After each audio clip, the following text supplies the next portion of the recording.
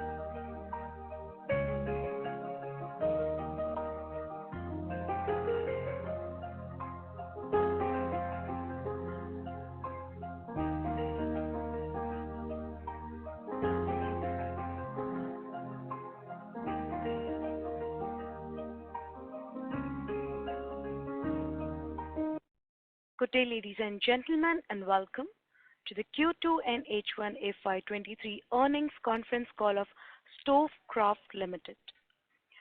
This conference call may contain forward-looking statements about the company, which are based on the beliefs, opinions, and expectations of the company as on date of this call. These statements are not the guarantees of future performance and involve risks and uncertainties that are difficult to predict. As a reminder, all participant lines will be in the listen-only mode, and there will be an opportunity for you to ask questions after the presentation concludes. Should you need assistance during the conference call, please signal an operator by pressing star, then 0 on your touchtone phone. Please note that this conference is being recorded. I now hand the conference over to Mr. Rajendra Gandhi, Managing Director. Thank you, and over to you, sir. Thank you. Good afternoon. Good afternoon, everyone. I hope that all of you and your families are safe and healthy. On behalf of Kraft Limited, I extend a very warm welcome to all participants on Q2 FY23 financial results discussion call. Today on the call, I am joined by Mr. Rajiv Mehta, our CEO, Mr. Balaji A.S., our CFO, and the Orient Capital team, led by who are our investor relationship advisors. We have uploaded our investor deck and the earnings press release on the stock exchanges and on the company's website. I hope everybody had an opportunity to go through them. In Q2 FY23, we have witnessed a steady growth of 12% YOY in top line with the start of the festival season in the Indian market. As you are aware, second and third quarters are stronger quarters for our business. I am pleased to share that we saw growth in both volume and realization. We continue to fulfill our customers' expectations in the best possible manner with a wider product offering in all categories. While we did not take any price hikes in Q2 FY23, the combined benefits of steady raw material prices as well as operating leverage helped improve the gross margins. We stick to our EBITDA guidance of 11% plus annualized for FY23. The company continues to expand its presence in company-owned and company-operated retail stores for the Pigeon brand. We have successfully added 18 additional stores in Bengaluru, taking the total count to 19 stores. We expect by March 2023, the total store count to be around 40 stores. Now I will discuss the Q2 performance. The consolidated revenues for the quarter stood at 406 crores versus rupees 363 crores in Q2 FY22, registering a growth of 12% on year-on-year basis. The EBITDA for Q2 FY23 stood at 47 crores versus rupees 43 crores in Q2 FY22. EBITDA margins reported was 11.6% as compared to 11.9% corresponding quarter. Profit after tax for the quarter stood at 26 crores versus 23 crores last year's quarter. PAT margins for the quarter stood at 6.4%. Moving to H1 FY23 performance. The consolidated revenues for H1 FY23 stood at 681 crores versus 577 crores in H1 FY22, registering a growth of 18.1% on the year-on-year basis. EBITDA stood at 69.4 crores versus 65.6 crores in H1 FY22. EBITDA margin reported was 10.2% as compared to 11.4% in the corresponding period. H1 FY23 profit after tax stood at 34 crores versus 36.5 crores in H1 FY22. PAT margins for the quarter stood at 5%. Now I would request the moderator to open the floor for question and answers. Thank you. Thank you very much. We will now begin the question and answer session. Anyone who wishes to ask a question may please press star and one on their touchtone phone. If you wish to remove yourself from the question queue, you may press star and two. Participants are requested to use handsets while asking a question. Ladies and gentlemen, we will wait for a moment while the question queue assembles.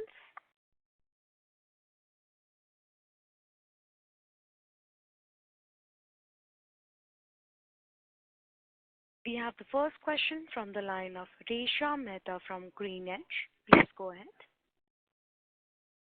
Yes, hi. So the first is on the channels. So if you could just on the e-commerce channel, if you could comment that, I think 2-3 quarters back, we had seen some disruption here. So has this channel recovered for you, and what was the contribution for Q2 from e-com?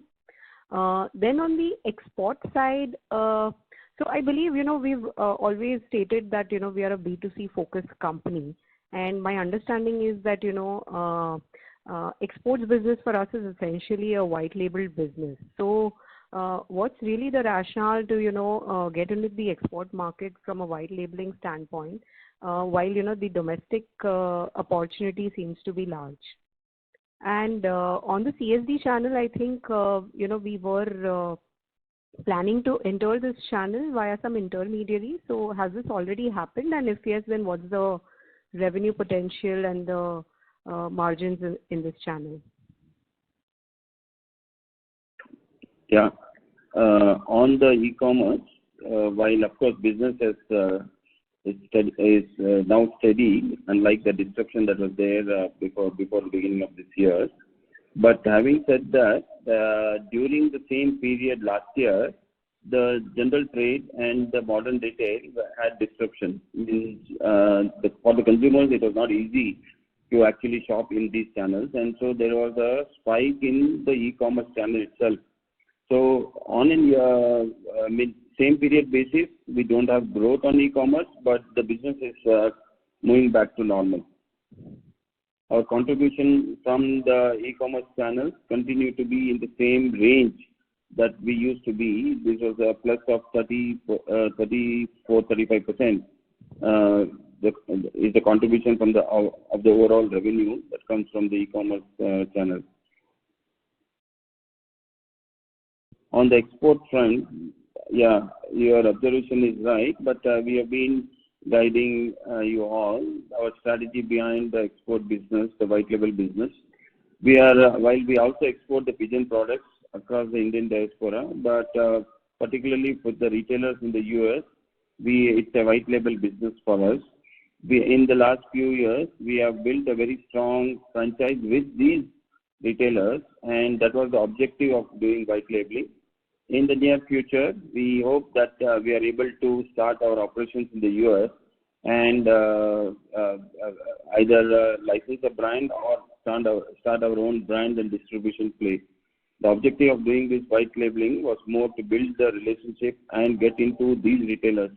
Today, I can very strongly, confidently say you that your company has a very strong foothold in the retail, in the organized retail in the US. We work with several retailers and we are a supplier of choice. Our quality and our capabilities are well established there, which will lead to the roadmap of our envisioned plan and our future plans. And CSD channel. Anything to do with government is not priority for us. It is compelling to do some CSD business, but that is not our. It is not in our priorities to do. So the CSD, while we still have some very small contributions coming from CSD, but that is for us. We would want to abstain from anything to do which is either direct government or quasi government. Right. Thanks. And the second question is on the modular kitchen acquisition. So if you could just comment on, how is that shaping up in terms of revenue and, what really is the revenue potential for us, let's say 2 years down the line from this business? It will be very difficult to give you a number right now. We are very, very confident of the opportunity, and so that's why we have got into this. And we are now built the range that we would want to do. It's a little different from what generally the modular kitchen suppliers would do. This is a ready to assemble kitchen. So we have now built all the standard modules and the supply chain that is required to cater to the customer. It is a kind of a promise that we deliver the kitchen to the customer in say 48 hours. So we are now almost there, ready, and each of our retail stores now display a kitchen each. So that once we are fully, confident of the trials that we are doing, we will be announcing to the consumers to come and shop for these kitchens. And but otherwise, it is very, very promising. The revenues we believe will starting from this quarter. And would other Stovecraft products like the Pigeon brand, the Gilma, etc., would they be available in these modular kitchen stores and vice versa? These are not exclusive modular kitchen stores. These are exclusive Pigeon stores which also display the Pigeon modular kitchens. We have exclusive Gilma stores. These are different from the new planned company-owned, company-operated Pigeon stores. Right. So basically, the new Coco Pigeon stores will also have modular kitchen displays, or can have these modular kitchen displays. Do have the modular kitchen display is a part of the Pigeon store. Got it. Thank you and all the best. Thank you. Thank you. We have the next question from the line of Prithvi from Unifi Capital. Please go ahead. Sir, is it possible for you to predict a revenue growth between volume and the price hike? Yeah. So for the period, we have grown by 12%, and 9% has come by value. The price increase that we would have taken over the period over the last 3 quarters. This quarter, of course, we did not take any price increase, and 3% has come by volume. Okay. And so, on the volume growth, see earlier, you have always been talking about for the domestic business. So how do we see it? Last 2 quarters, the volume growth has been very low. Yeah, the base for this particular period in the last year was high, relatively high, and so of course we continue. Annualized, we continue to grow at the same rate that we are growing. Particularly for this quarter, the base was as high, relatively high in the last year. There was some pent-up demand over the previous, in the second quarter of the last year because of the COVID lockdowns and all this. But we believe the demand is good and we are growing at a healthy pace in all our various business verticals and the product segments. And we believe that we will continue to grow at the same pace that the company has been growing. particularly, very specifically, if you want, when we mention about the volume growth in this quarter, it is because of the higher base. Okay. And on the margin side, can we assume that all the high-cost inventory is now over, and from next quarter, there will be a sequential improvement in the gross margin? Yeah, we are continuously seeing improvement in our gross margins, and we would want to guide you that we will protect the 11% EBITDA margins. And just a bookkeeping question, what is the export number in this quarter?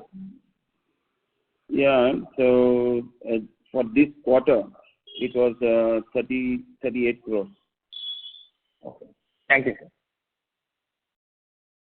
Thank you. We have the next question from the line of Sumangal Pugalia from Rare Enterprises. Please go ahead. Hi, thank you for the opportunity.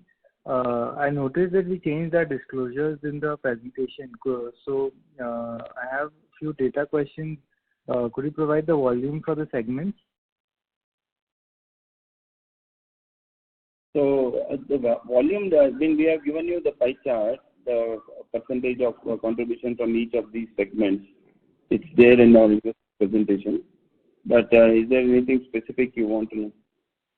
No, every quarter we disclose the volumes also per segment. So are we not going to? In value terms, it's given you. I can also tell you that we have in the recent times realized that particularly the volume numbers are very competition sensitive, and so we believe that we would want to give you all value-wise. Anyways, is there in our presentation.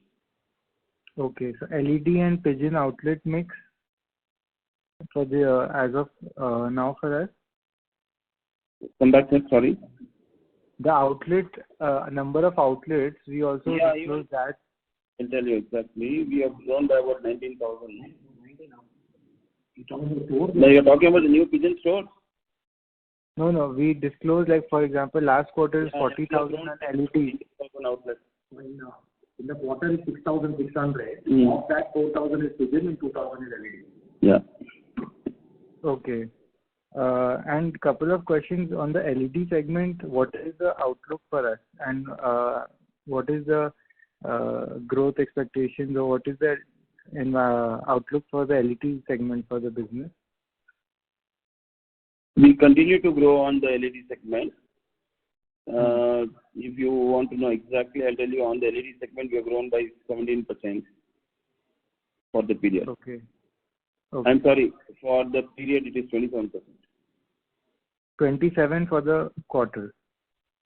For the half year. For the half year. Quarter it was 17%. Okay. And are we also seeing some inflationary kind of pressures on our consumer demand, especially in the value segment of our products? No, we continue to be a value brand, and so for us, that is our core business, and we are leaders in the category that we offer. So we continue to grow on that, and maybe some of the categories are moving to premiumization itself. So it is not that the consumer is moving; it is the consumer is moving, not the category is going. Let me explain to you very in simple terms. The pressure cooker, aluminum pressure cooker, for us the stainless steel pressure cooker is growing faster than the aluminum pressure cooker. But the consumer itself is moving from the aluminum pressure cooker to the stainless steel pressure cooker. But we continue to be a value brand, and for us, we are growing in that category. No, I'm saying the consumer demand is still strong despite, or because some of the value players and other retailers are saying that there is some consumer hit due to inflation, so demand hit. So are you seeing that kind of consumer sentiment getting sort of dampening? No. So we are experiencing reasonably good demand. There is no challenge on the demand side. Okay. And final, on the channel mix, if you can provide e-commerce, GT, MT, exports, the channel mix for the quarter? So 37% was the contribution from general trade. 37, okay. The modern trade gave us 10%. Okay. E-commerce gave us 36%. Okay. and when we have exports at 10%. All right. Okay. Thank you so much. All the best. Thank you. We have the next question from the line of Pankit Shah from Dinero Wealth. Please go ahead. Hi, sir. Good afternoon. So, I wanted to understand that just continuing on what the last participant said, with regards to channel mix, e-commerce has been on a higher side at 36%, and of course we have been there since last few years. But does this, what's your plan over next 2 years? You want to reduce this e-commerce exposure, or you think you are comfortable at this level? So we believe that at a very steady state, this will be around the 30%, because this year we have seen good traction from the general trade. It is actually the growth from the general trade which is contributing to larger growth. Actually, for us, the e-commerce growth is kind of muted, but we are also seeing normalized demand from the e-commerce also. So for us, we would want to address the consumer in whichever ways, and it is not that we want to restrict anything, but I think it would stabilize at the 30%. Okay. Why I specifically asked e-commerce? Because overall we have seen a higher competitive intensity, and the own brands of that e-commerce particular player are also getting more competitive. So that is our strength, and at the for the value conscious customer, we offer very high quality products and also the after sales service, which makes us more sought after. And for us, honestly, that does not give us any kind of it gives a lot of comfort if there is enough place for these kind of competition to work. If the consumer is looking at value and good quality product, that's where we stand out. Okay, got it. Sir, and again, coming to this Skava acquisition, which we announced in January 22. So we had mentioned that we want to capture a 3% market share of a 12,000 crore market. So any progress on Skava acquisition? How are we looking at it currently? It is now fully integrated into the company. It is part of our LED business, and we already started selling, distributing these products that we make under the Skava brand. And for the channel and the product line, it is under the LED business. Okay. How much revenue would have been contributed as of now? So it's part of our LED business, and LED overall as a category, we are growing on the LED business. Now we don't have separate line item for Skava. I can share it, but it is part of our LED business now. Okay. Because the product is similar, it was an extension of our LED business, right. And also the channel is the same. Right. And sir, out of total outlets of 96,000, how much are for pigeon and how many are for LED focus? So out of the total 95,000 outlets, we will have, I would tell you, 79 plus, so about 76,000 outlets will be for pigeon and the rest will be for LED. Right. And if I'm not wrong, we have grown by almost 50%. Because the number of outlets on September 21 was at 63,000. Yes, correct. So from last year to this year, yes. Right. And so all this entirely business of the outlet goes into general trade, right? Yes, correct. Yeah. So I was just thinking that number of outlets distribution-wise, we have increased by more than 50%, but the overall growth doesn't look that encouraging or in equivalent to the number of distribution outlets we have increased. So, in the quarter, general trade has grown by 43%, and for the half year, the general trade is at 45%. Okay. So you think the outlet increase will equivalently show in our revenue growth also? So there is a churn also, and there is a lag in terms of the way the outlet reaches its potential. Okay. And can you just comment on how does the growth look like for say FY24? FY24?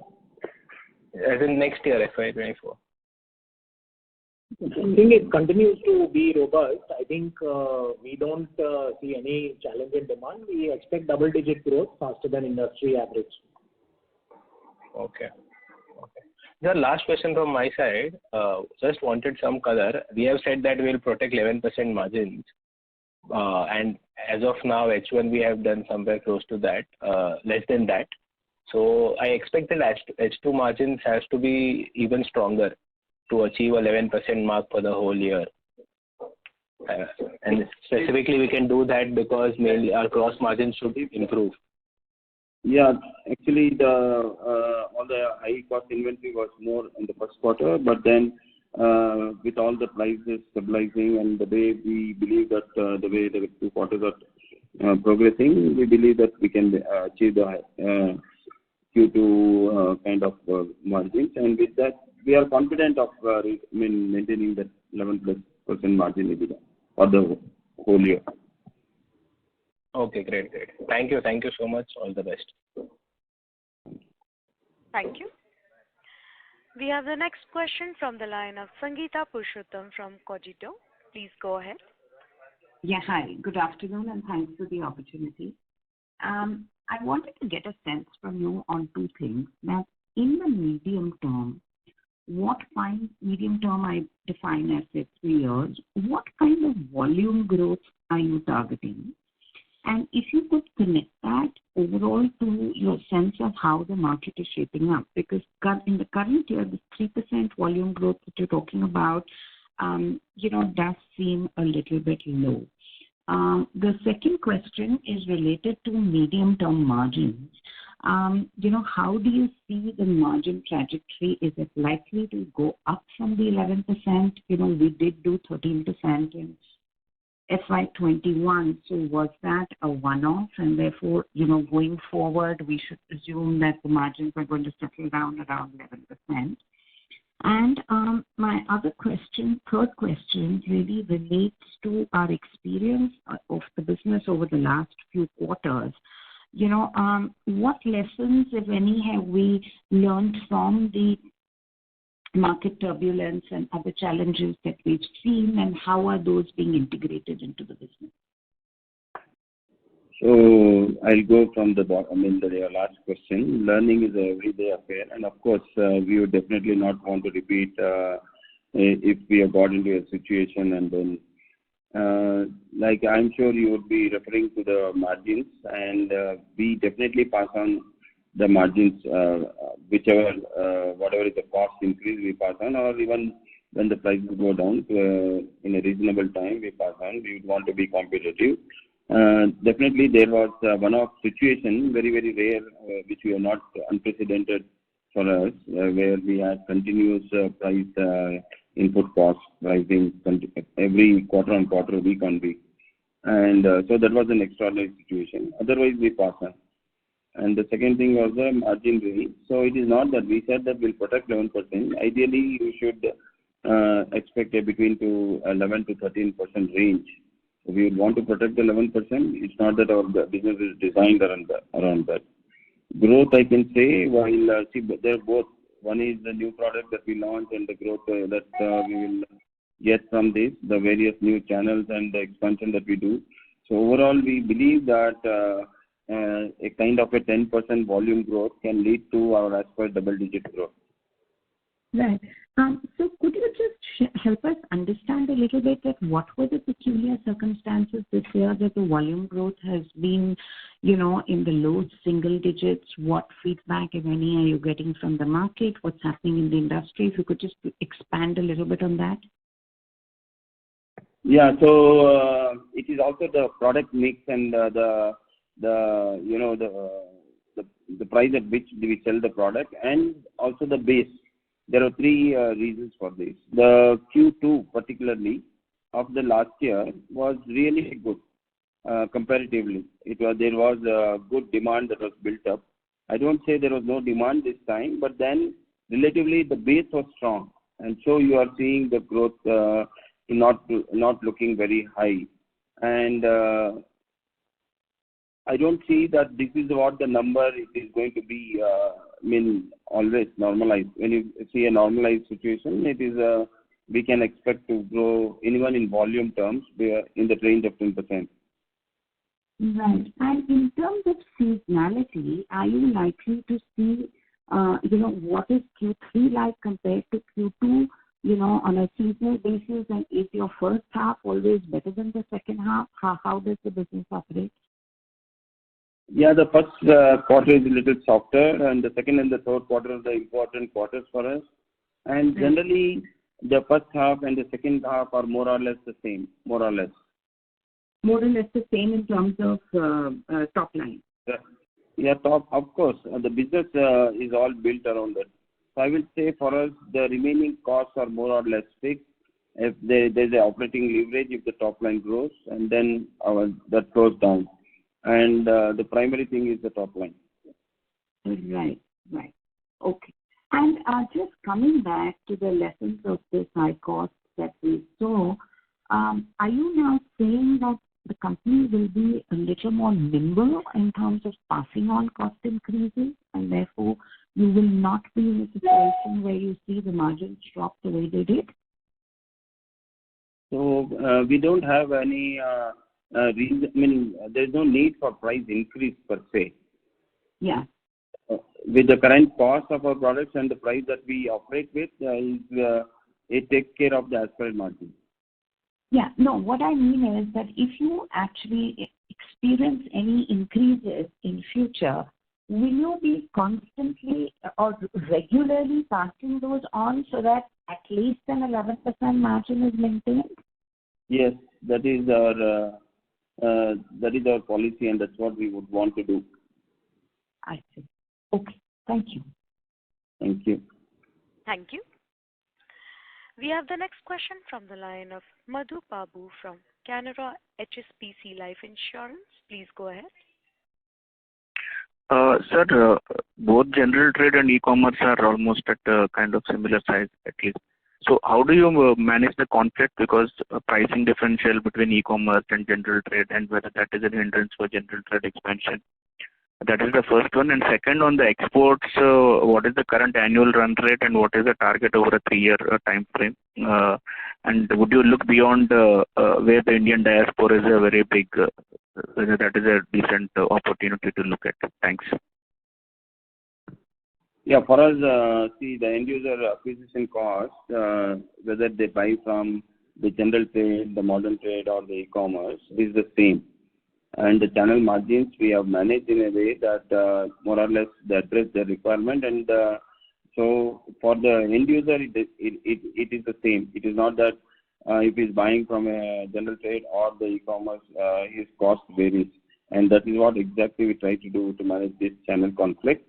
So I don't think for us we have any such challenges. There are some times when, when these entrants are new and they would do disproportionate, they would do aggressive acquisition activity, consumer acquisition activity where they would burn money. But I think that is a past now. Even the e-commerce platforms work to normal margins, and we try and protect what you call market operative price, MOP. We try to do this. On the exports, we are growing. Of course, the base is smaller relative to our the other channels, and also the opportunity is much larger. So we continue to grow at a little higher than what the company is growing. At the moment, of course, it is. So this will all stabilize over a period. But in the long run, you can see whether it is a general trade or e-commerce or the export getting to the same level. So we are still far away from there. We are closer to 9-10% now versus a 30-35% from general trade and e-commerce. Exports will grow, but at a higher rate than the company's current growth rate. And just on new SKU introduction, any highlights you would like to do on any product or any pipeline? We launched an air fryer in this quarter. We did the test marketing and sold only in Kerala. We are already doing.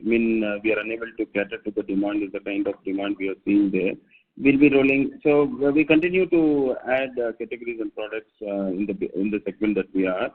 But it's a continuous process. But since you mentioned, I'm only talking about the air fryer, and we are seeing very good demand for this one. Okay, sir, and congrats on outperforming the other peers in this quarter in terms of growth. Thank you. Thank you. We have the next question from the line of Achal Lohade from JM Financial. Please go ahead. Good evening. Thank you for the opportunity and congratulations for another strong quarter.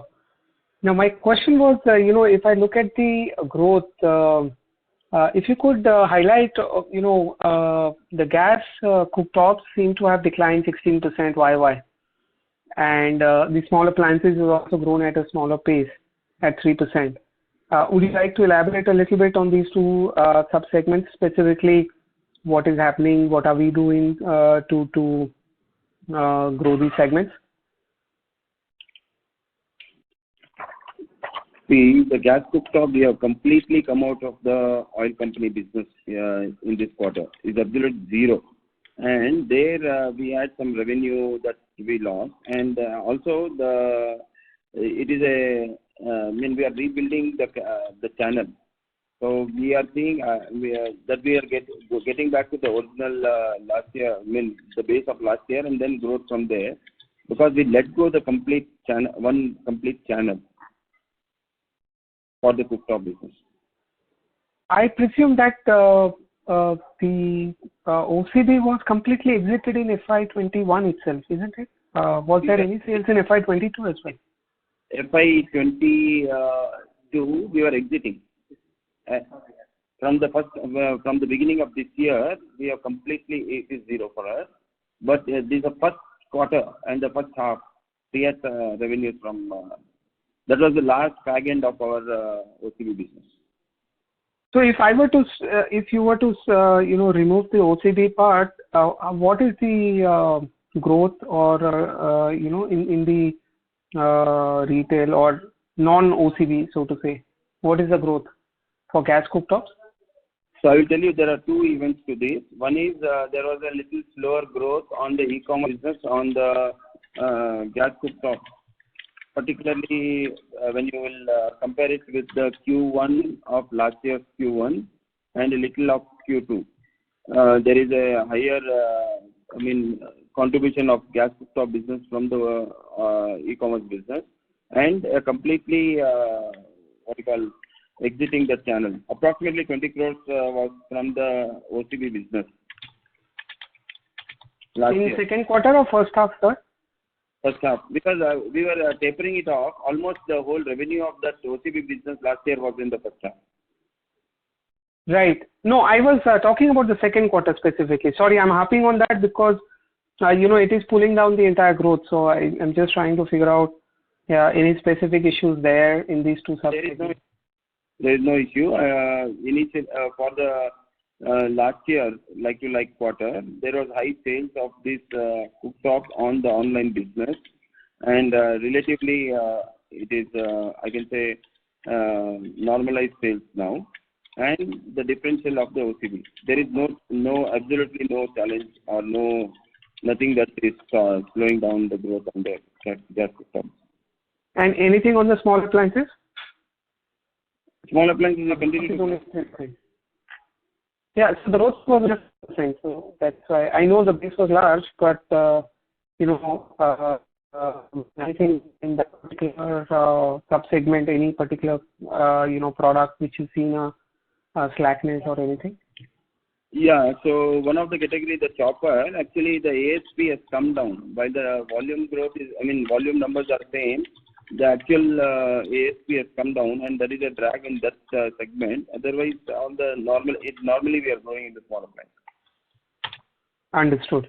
My second question, if I look at the expenses, in terms of the employee cost, the run rate used to be about, between 25 to 31 crores. In this quarter, it is 36 crores. You want to highlight if that is a recurring run rate we should work with, and what was the A&P spend for the second quarter specifically? So on the employee, I will tell you that Q2 is a larger quarter. So the direct cost will have definitely gone up, and the normalized you can consider that on an average it will not. It will be in the range of the 35 crores. And employee cost for the second quarter? So overall it is 65 crores for the H1, and so H2 also you can expect it to be the same. On the AMP, we spent around the 3.5% and will continue to be there. 3.5% in second quarter, you mean? Okay. Yeah. Understood. No, annualized will be at the same, and we are there at the same number. Understood. What is the investment for these stores? The company-owned, company-operated I'm sorry stores to interrupt, Mr. Lohade. I think there is a network issue. Just on the Coco stores, what is the capex? What is the OpEx? Sorry to interrupt. We are not able to hear you properly. There is a breakage in your voice. So can you please repeat the question? Well, my question was the Coco stores, what is the investment there in terms of capex and as well as OpEx? The investment goes into three segments. That is, one is the fixtures, furnitures and all this, and then there is a deposit, rental deposit that we pay to the landlords, and there is some inventory that the stores carry. On an average, it is about 15 lakhs per store. 15 lakhs per store. 15. Understood. Okay, thank you. I'll come back in the queue for further questions. Thank you. Thank you. We have the next question from the line of Anand Venugopal from BMSPL Capital. Please go ahead. Yeah, thanks for the opportunity. Just wanted to know if you could throw some color on the volume and revenue growth for the second half of this year. Any guidance, if you could give, that would be. We believe that value growth is a function of price increase. It depends on the input cost factor.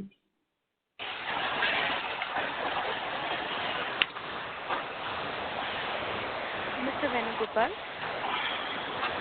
Yes. There is disturbance from your phone. I'm not able to hear you properly. Can you please go to a quieter place? Yeah. Can you hear me now? There is a disturbance.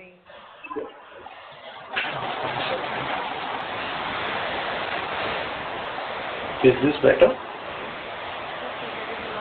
Can you use your handset, please, if you're switched to your headset? Can you please? Yeah, one second.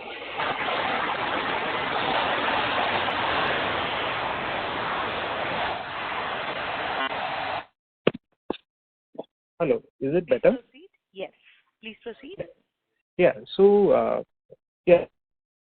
just wanted to know revenue for the this year. Mr. Venugopal, your voice is breaking now. We are not able to hear you. Mr. Venugopal, I would request you to please rejoin the queue, if possible. Yeah. I'll take you Yeah. next. Yeah, no, yeah. Okay. Thank you. We move on to the next participant, and the question, there is a follow-up question from the line of Prithvi from Unify Capital. Please go ahead. So my question is on your retail outlet. So what is the idea here? I mean, how many outlets you want to set up, and then what is the break-even number? I mean, in how many months you will reach break-even, and what kind of revenue are we targeting? So this is the initial phase of our overall long-term plan of setting up this retail outlet. The initial feedback and inputs are very, very encouraging. On the break-even, we can say that we are already, on an overall channel, we are already profitable. It's already beyond the break-even point, and it is just 1.5 to 2 months of operation. So the initial feedback is very, very good. Based on this, we would definitely want to take this retail across the country in a phased manner. Initially, we would want to be there across the south and then take it to the other markets of the country.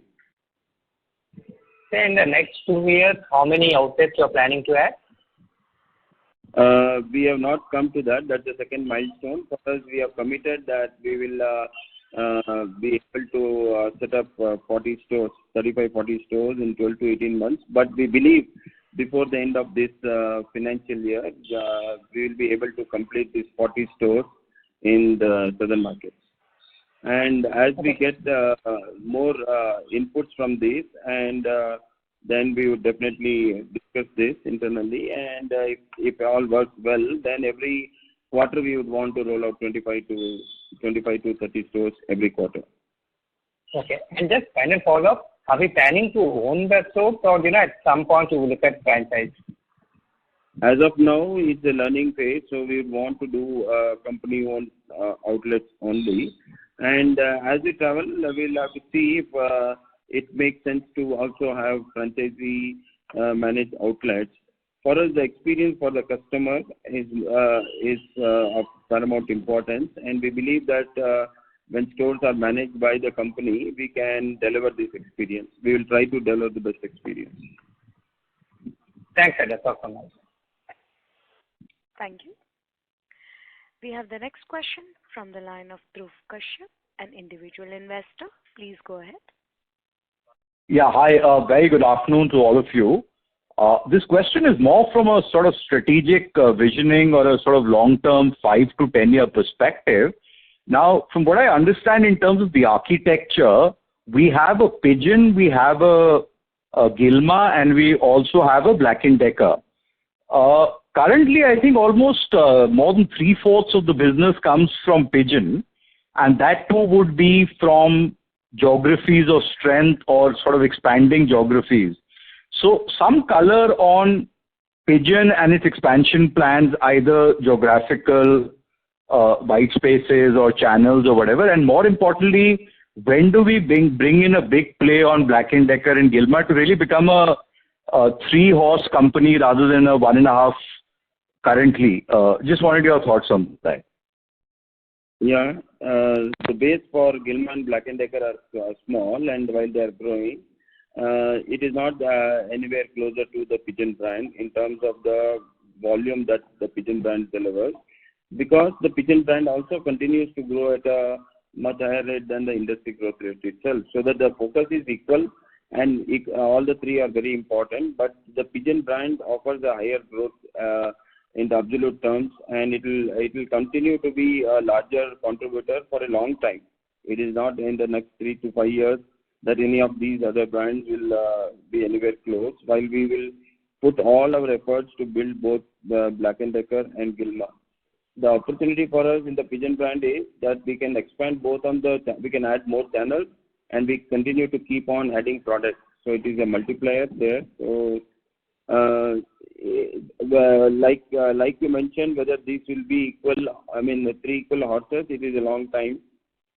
But we would want to address the various segments of the consumer. We believe the country is still moving towards that, but today it is more skewed at the middle and the bottom of the pyramid.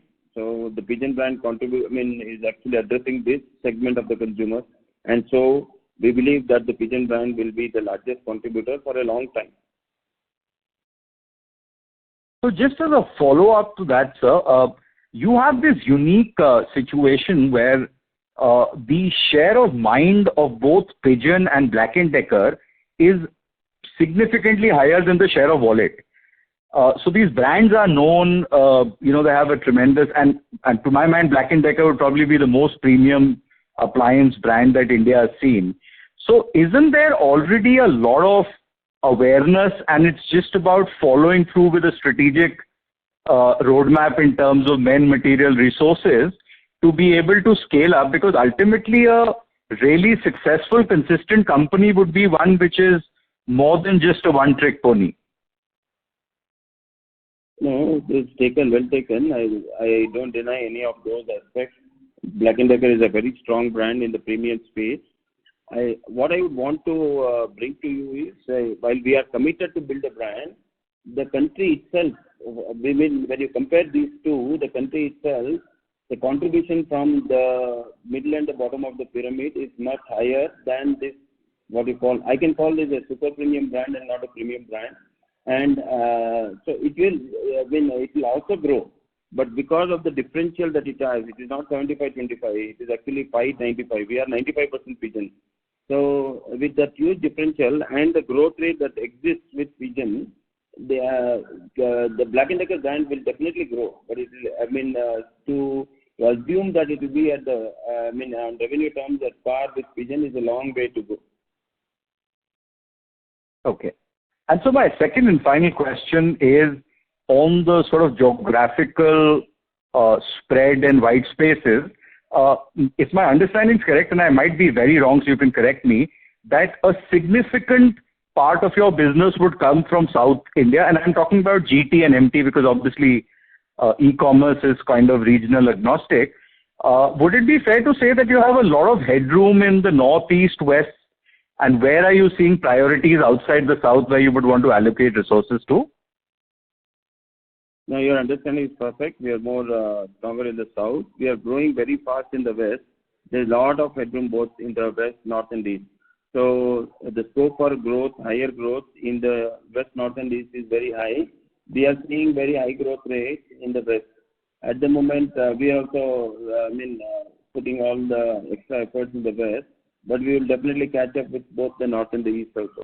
The opportunity, of course, exists to have more or less same kind of market in across the four regions of our country.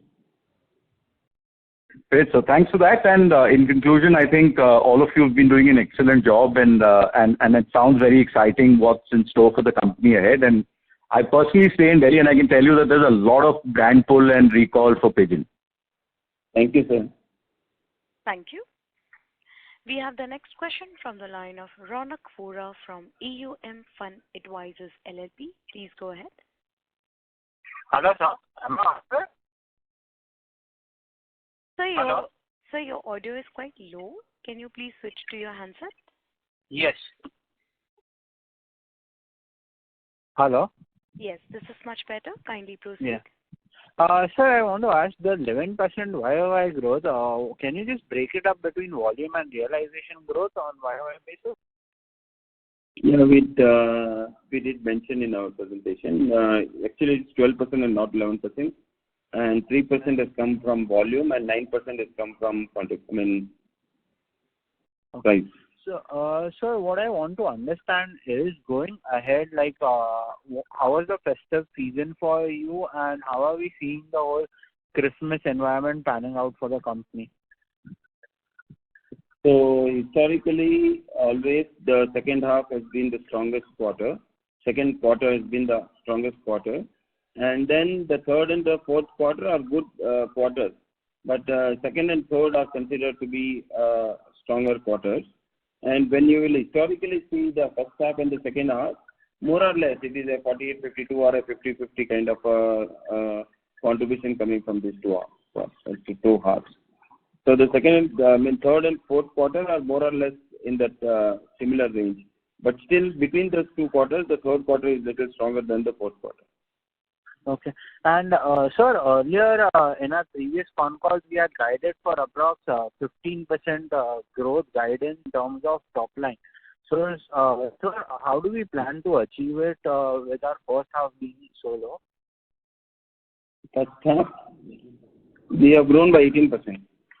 Yeah, and hello? Yeah. Yeah, but the second quarter run rate has been decreasing. It's 11% which happened, and last year first quarter was because of COVID that we got the whole bump up. Yeah, we continue to believe in what we believe that there is good demand, and we believe that we can go in higher double-digit growth. We'll continue to grow, and the demand we are seeing good, fair and good demand, and so we don't see any challenge in that. Double-digit growth or higher than industry growth. Okay. So, just to rephrase the whole question, sir. So, in terms of market share, have we seen any improvement? Is there any shift from unorganized to organized? And just to give a sense on what the industry is going through. Well, definitely there is a shift from unorganized to organized. But when I mentioned that we are growing higher than the industry, obviously we are acquiring market share from competition. So I think that should answer. Okay. Thank you. Thank you. We have the next question from the line of Anand Venugopal from BMSPL Capital. Please proceed. Yeah, most of my question got answered. Just if you could give any volume guidance for the second half of this year? Yeah, we believe that we can grow on upwards of 10% on the volume. Okay, all good. Thanks. Thank you. We have the next question from the line of Devansh Nigotia from Simple. Please go ahead. Yeah, sir. Thanks for the opportunity and congrats on decent numbers. So just wanted to understand in case of modular kitchen, what is the store count that we have expanded, especially in Bangalore?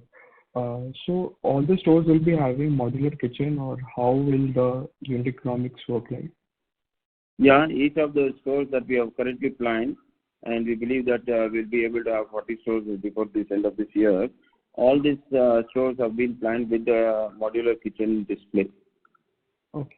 And if you can just also elaborate on how much of the modular kitchen we are manufacturing by ourselves and how much is outsourced manufacturing, and what is the kind of working capital will be required? The entire modular kitchen is manufactured within the facilities of Kraft. Of course, we have tied up with a global and nationally well-known brand, Hetic, which is so the modular kitchens are actually branded as kitchen powered by Hetic. So all the hardware is supplied by them. We use their hardware, and all the furniture side of that, the wooden part of that, is manufactured within the facilities of Kraft. Okay. And so we've done the capex for that already? Already done. The plant is fully ready.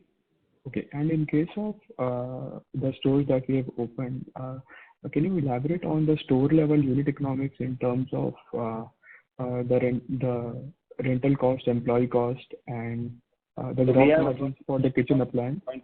Per store, and we are already profitable at in consolidated retail itself. The cost versus our revenue, we are already profitable even in the initial first 2 months of the launch of these stores. And this is without the modular kitchen. Modular kitchen has not still commenced. And no. The revenues for the modular kitchen will start. We only displayed now. We are getting ready for the whole rollout. The displays are there. Okay. And how will the installation work? So we have a complete plan for this. Of course, we are promising our customer that from the time they finalize the kitchen order, in 48 hours, we'll install this in their house. Okay. And what are the kind of margins we are looking at? Even a directional number would be. For us, the margin for the kitchen brand is product agnostic and channel agnostic. Okay. And what is the nature of competitive intensity which is there in modular kitchen as of now? We are very, very aggressively priced. It is very surprising for the consumer when they feel the product, the quality that we offer versus the price that they will have to pay. I can say it is kind of shocking. Okay. So thanks a lot for the detailed explanation. Best of luck. Thank you. As there are no further questions, I would now like to hand the conference over to Mr. Rajendra Gandhi for closing comments. Thank you all of you for patiently hearing to us and having asked your questions. And we hope that we are able to answer all your questions. But whenever, if at all you have any queries, you can always reach to us directly or to our investor relationship partners, the Orient Capital. Thank you. Thank you. On behalf of Kraft Limited, that concludes this conference. Thank you for joining us, and you may now disconnect your lines.